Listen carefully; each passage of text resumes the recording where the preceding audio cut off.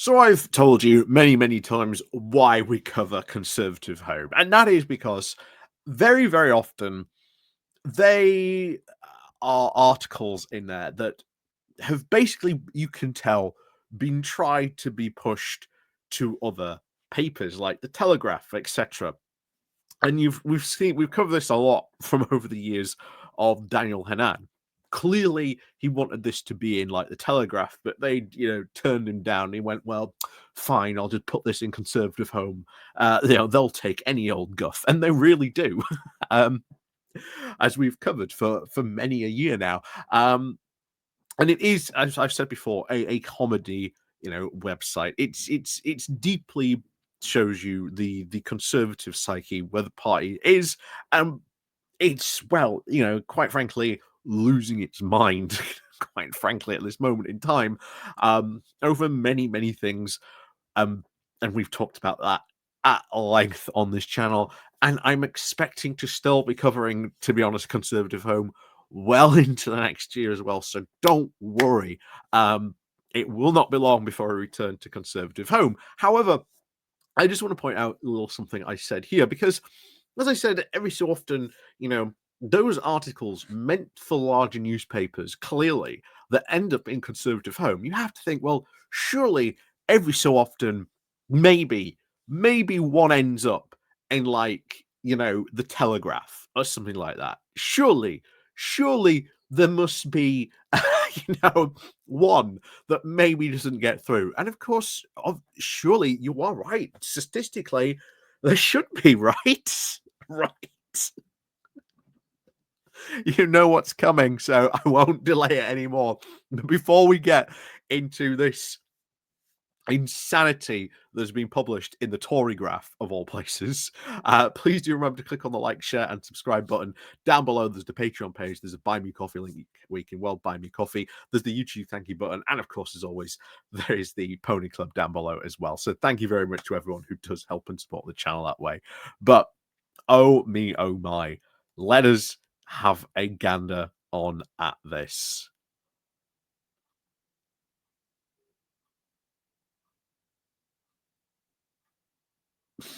Yes, you are seeing that right.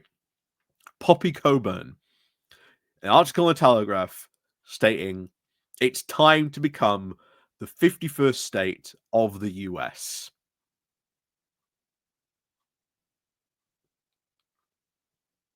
No, this isn't a belated April Fool's.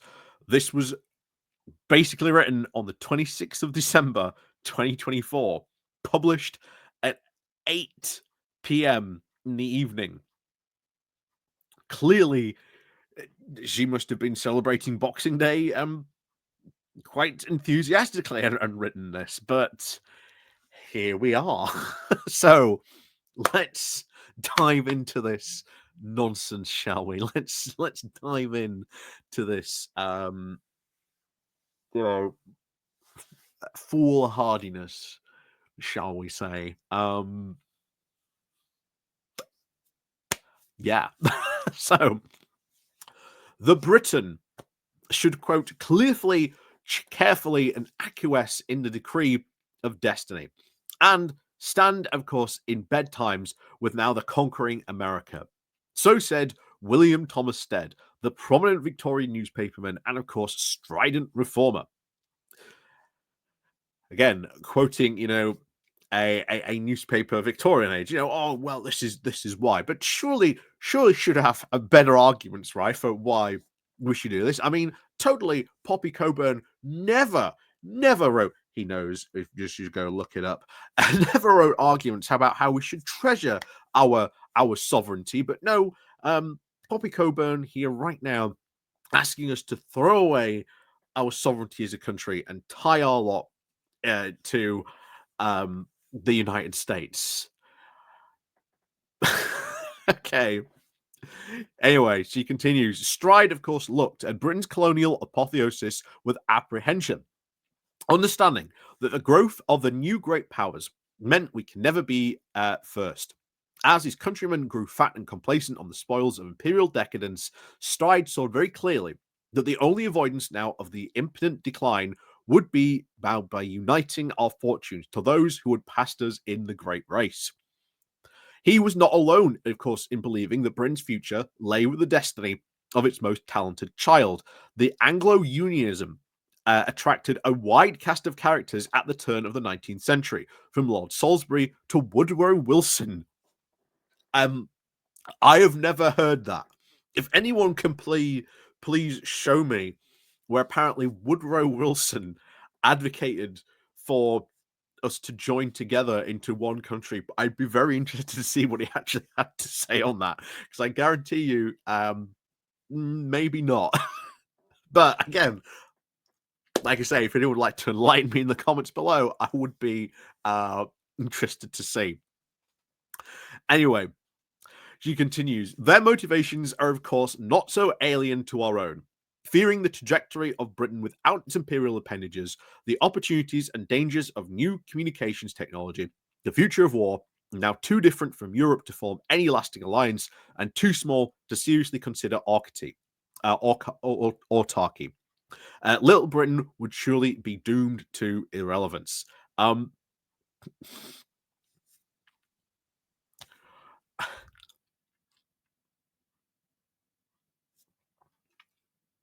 I again, so we just throw away all our stuff, all our sovereignty. Oh yeah, I'm sure Britons are really going to sort of love giving up the US and embracing that US healthcare system. Oh yeah, I'm sure they're going to love that. I'm sure they're going to love that. But I also love the fact what they said here: too different from Europe to form any lasting alliance. World War One, we were with the Allies. World War Two, we were with the Allies. Most of that was again allied with France, our like oldest enemy in particular. And the UK has had a lot of alliances with many different European countries throughout history. Portugal, of course, being the oldest, I think, and lasting alliance in the world. But apparently, we're just too different from Europe to form any lasting alliance. No, if you look at the stats, Britain and Britons are very, very European. We are not any way in shape or form like Americans. We are very, very European in our attitudes, in our belief systems, in what we think as well. And of course, we're not going to suddenly turn around and consider autarky as well. But there you go. Anyway, this, of course, feared future has now since come to be. Governing the world is, for us, yesterday's dream. Our territorial squabbles no longer define the course of history, but rather now provide an opportunity for our leaders to provide yet more pointless concessions to foreign states. Wait a minute. Pointless concessions to foreign states? Do you mean handing over the Chagas Islands? Is that what she's talking about? That's just, oh yeah, it's just a pointless concession, handing back territory, which we then use to rent out to an American, base where we threw off a load of people from that land. Yeah, that's just a totally pointless concession. Anyway, the divergence between our two nations will only now become even more obvious as Britain now flounders under Starmerism. Well, again, Starmer's only been in power, 4 months? But apparently, we're floundering. I love this narrative that Conservatives have spun, that we are just doomed, and we're like doomed like the second Starmer took charge, even though he's passed bills, he's passed a budget that, didn't crash the economy like, a certain other conservative individual. There you go. Anyway, while America now faces a rebirth under Trump's Make America Great agenda. Oh dear, someone's been drinking the MAGA Kool-Aid. In short, we'd be lucky to be granted a deal like Trump's semi-humorous offer to absorb Canada into the American Union as the 51st state. First of all, Canada wouldn't be, quote, the 51st state. It would probably get split into like 4 or its other states. So you probably get like what 54. Um, you get like probably 4 states joining at once. Also, again, I don't think Canadians would want to give up their free healthcare and join the American healthcare system. I've just recently rewatched Michael Moore's Sicko because it happens to be free on YouTube at the moment. Um, you know, and he has Canadian relatives who every time they go to the US, even if it's just a very short visit, they make sure that they take out insurance because they do not want to get caught up in the American healthcare system. They make sure that they get, again, with Canadian companies, not American ones, to make sure, just in case, that they are not going to get caught up in the American healthcare system because that is the last thing that they want. So terrified they are that even a visit of just an hour means that they are going to take out healthcare. But there you go. Anyway, besides, of course, if any Anglosphere nation would, of course, merge with the US, it should surely be Britain. Oh, okay. Conservatives will, of course, cringe at the prospect of ascension, but an equal say would, of course, improve our current situation. America brain is not a new online affliction. Um, she has to be taking the piss, right? I presume this isn't a serious article, but then again, it's in the Telegraph, so I don't know. Anyway, America brain is, of course, not a new online affliction. The committed Anglo-Unionist Arthur Balfour obviously didn't have a Twitter account, but rather a recognition that America is now too important to ignore. Is this more coming from the fact that in the late 19th century, you know, the UK, again, having dominance for quite a long time, was having to concede that there were other powers in the world.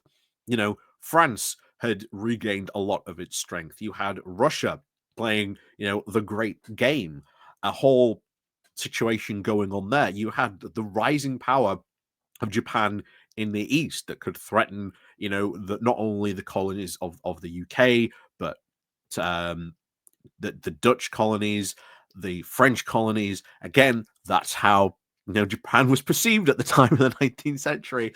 And of course, you had the growing industrial power of Germany as well, but of course, America too. And Britain had to now, contend with all these other powers around the world that maybe, it shouldn't be, the number one, or worried the fact that there were these constant things. Bear in mind there were plans not only by America but the UK itself on what should happen if they were to go to war with each other. Those plans were cancelled in the 30s after the rise of a certain, shall we say, mustachioed individual in Germany. But there you go. Anyway, those who would, of course, claim to be our elites hardly lack enthusiasm for this more perfect union. All it has, of course, changed is our relative status. The farce of now the spectral relationship is to be kept alive just out of a good-natured humor for American diplomats and any recognition of an equal alliance. Our country has been now quietly placed in over the past half a century, sold bit by bit to America first, under now the foreign direct investment. The frenzy, of course, of Thatcher, literally, and the pitiful machinations of Rachel Reeves. Wait, you're blaming Thatcher for selling us to America, but of course, um, Rachel Reeves' treacherous machinations. What? Um, our physical and, of course, digital infrastructure now is overwhelmingly US owned, even if the farm equipment soon is to now be punishingly taxed under the new HDI inheritance tax changes, is of course likely to, of course, be owned and loaned by an American firm. Again, I have no idea about farming equipment, but I'm pretty sure probably not. Might be cheaper to get it from Europe. It's easier to, get that, big farm equipment probably from Europe. Um, of course, the steady process of the economic transfer now from provincial England to American metropole what? Has been accelerated, of course, in recent years, with the US now seeing the UK as a services offshore paradise akin to India. They are taking advantage of our perilously low wage growth now to skim off the top talent in law, finance, and technology. Again, they are true. That is something that we should actually be worrying about. It's what any honestly country should be worrying about. This brain drain, brain capture, um, you know, loss of talent. I'm a big advocate that if someone comes and studies here, you should pretty much automatically be offered a British citizenship. It shouldn't be it shouldn't even have to be a conversation. It's like, oh, you came here, you got a degree, you went on, did a master's, oh, you've got a doctorate. Congratulations, here's a British citizenship. Get them to stay, get them to put that knowledge to use here. But again, we can, stop things like that. However, we've had a government for quite a long time that has welcomed a lot of that stuff. Anyway, it's currently a terrible deal, and we're lucky then to live under the beneficent eye of Trump, a fine negotiator. No, he's not, and a man who has, of course, done more than any president in living memory to heal the wounds left by George III. What? What?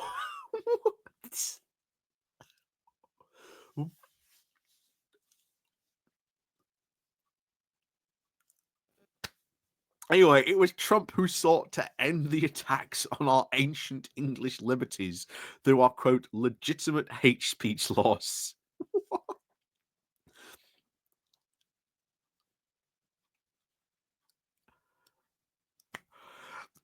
I just don't even know what to say to that. Trump's never been subject to British hate speech laws. He's not doesn't live in the UK, so he's not subject to them. We need not, of course, wholly abandon our monarchical system. Trump has, of course, proved adept at holding court at Mar-a-Lago, and unlike our own king, he has no shortage of quivering sycophants pledging allegiance. So what? We just crown Trump king at that point? Uh, what? um, Time is not on our side as the eurozone crumbles. Yeah, totally, guys. The eurozone crumbling, gonna crumble any day now. Bear in mind, at the start of this year, and of course, in our big review of the year, we actually started off saying how it was the 25th anniversary of the euro. And once again, proving critics every wrong at every moment.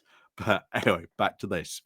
So, as the eurozone crumbles and American protectionism ramps up, again, exactly the opposite of the future that Brexiteers predicted, our flimsy state will, of course, be crushed like an ant between two great elephants. To see Britain lose itself within America would surely be a tragedy of world historical proportions. But the alternative, to sink complacently into powerlessness, spurred on by politicians who can hardly define what nationhood even means. Well, we won't be a nation. What do you mean nationhood? We just won't be a nation. We'll stop being Britain and we'll just be America. We'd be living in the state of Yorkshire. You know, the what the 56th state of America at that point. Um, I don't think even she understands that if she's advocating for this. Um, Anyway, doesn't even bear, of course, thinking about. The politics of self-interest is clearly now beyond our miserable band of modern leaders.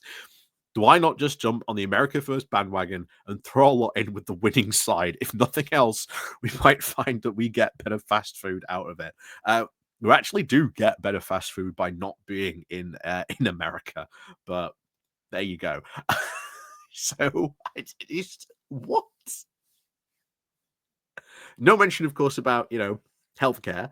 The fact that if we did, they would absolutely force us to give up our give up the NHS. Along with everything else we have a part of the social state and the welfare state. So you can kiss goodbye to that. Hello to the absolutely awful American education system. So, good luck to that. Um, which is I don't even know if that was written in any seriousness. I don't think it was, to be honest. Um, then again, it was in the Telegraph, and they published that on their website.